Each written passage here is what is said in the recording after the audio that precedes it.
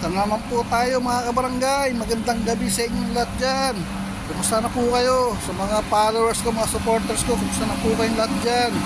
Sana huwag ninyo pagsawaan na mag-subscribe, follow, like sa aking video. Ito na po tayo rito sa may cornice, sa may tulay. Lakad tayo. Samahan nyo akong bumili ng aking gamot. Bumili tayo ng gamot ko, samahan ninyo ako, ha? At saka ngayon, as usual, bili tayo ng pagkain para bukas, para meron akong tanghalian doon sa lamesa ko sa trabaho. Kasi ano nyo naman, hindi na ako nakapagluto sa kusina namin dahil busy, maraming tao, nakapila kaya nagluto ka dahil kanya-kanyang pagkain doon eh. Kaya ito ang ginawa ko, dinala ko para dinala ng ready made para hindi na makapila ron sa kusina. Maghihintay pa ako ng ilang oras bago makapagluto, makakain. Eh dito habang naglalakad, sabay na rin pagbablog, diba? Ganon, pasyal na rin, paglakad-lakad para iwas taba, tagtag yung kalagnan. Eh sabi sa, according to the internet, healthy tips, mainam paglalakad sa gabi para mabawasan yung stress. O nga naman, diba?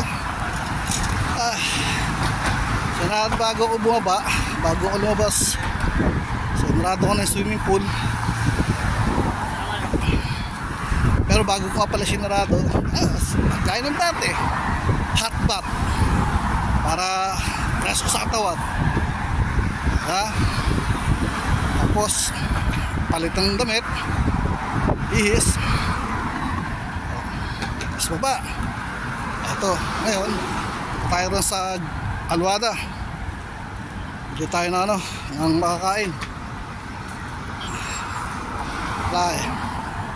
Ano kayang mabibili natin? Tingin tayo ng sa menu, tingin natin kung anong mapipili natin, kung ano yung magustuhan, ayun, order para iuwi natin na may makatay kinabukasan. Paano sa mamayang pag uwi ko may makain ako?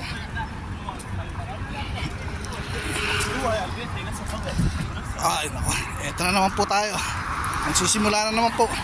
Nagpapawisan na ikil-ikil ko. Nagpapawisan na ikil-ikil ko. Pero mainam ngayon, no? Ano mainit. Ito, pawis na yung leg ko. Nagpapawisan na. Alam mo, kanina ako yung shower ako, malamig yung tubig, malamig. After 2 minutes siguro sa ututi na umiinit, sige tayo na hot bath para ma-press ko yung katawan. Kaya ito ngayon, press na press. Kaya lang, ito na yung pawis, simula na maksana, pinagpapawis na ikil-ikil ko. Ay nakubuhay. Vale, malapit na rin naman yung magtaglamig dito. Ilang buwan na lang magtataglamig na. Ay naku, Diyos ko.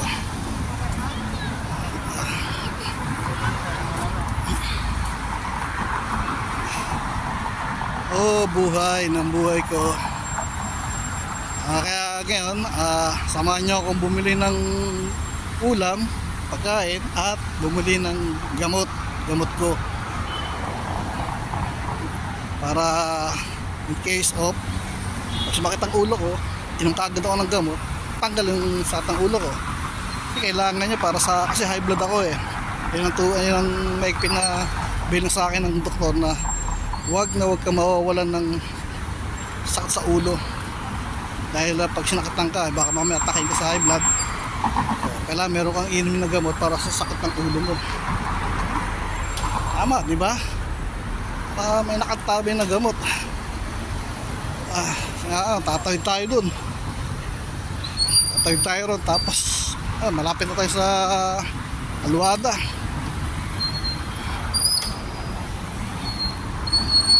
paano? Mamaya na lang uli. See you! Bye bye!